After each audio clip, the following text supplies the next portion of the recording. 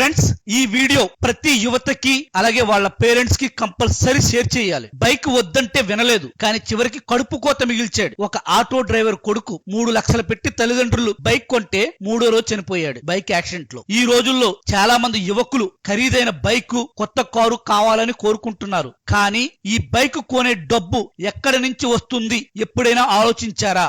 మీ తల్లిదండ్రులు ప్రతిరోజు చెమటూడ్చి సంపాదించే డబ్బు, వారు చేతులు పగిలి కాళ్ల నొప్పుతో వణుకుతూ పనిచేసిన డబ్బు, అది మీ సంతోషం కోసం.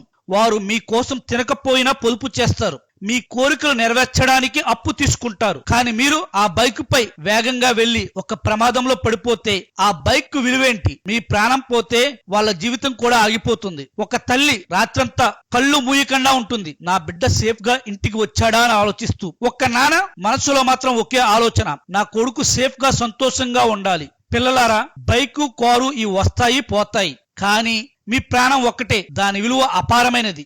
మీ వేగం మీ జీవితాన్ని గెలిపించేలా ఉండాలి, కానీ దాన్ని నాశనం చేయించేలా ఉండకూడదు. తల్లిదండ్రులారా, పిల్లలతో ప్రేమగా మాట్లాడండి, డబ్బు విలువ నేర్పించండి. వారికి చెప్పండి, మేము బైక్ కంటే నీ ప్రాణం ఎక్కువగా ప్రేమిస్తున్నాం. జీవితం అందమైనది, తల్లిదండ్రుల ప్రేమ దానికే అర్థం. దాన్ని కాపాడండి.